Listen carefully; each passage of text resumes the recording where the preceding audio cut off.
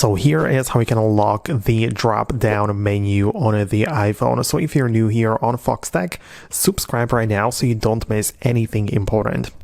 Okay, so whenever I get inside of the settings, I can scroll through the menus, but there is the Control Center menu right there. And Control Center is basically this drop-down menu. So this is how it's called officially. And if I tap on it inside of the settings as such, I have a few things, but most importantly, there is the access within apps, right? So as long as you have it turned on, for example, I am now inside of the settings app.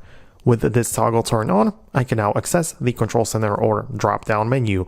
But if you want to lock it and make sure it's not accessible, just make sure you disable it like that. And then now I should not be able to access it, right? As you can see, I'm getting to the the notification panel, but not to the Control Center anymore. So that's how you can kind of like lock it and make sure it's not accessible everywhere. But also, even if you keep it enabled, you have the ability to reset it, which would basically bring it back to the default state.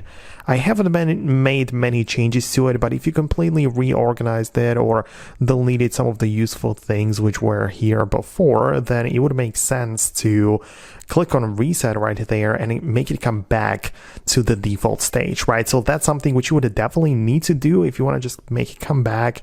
But yeah, that is essentially all that I wanted to talk about in this video. So if you have some more thoughts or questions specifically about this, I would really love to hear your feedback below. Thanks a lot for watching, and I'm gonna catch you later in the future uploads.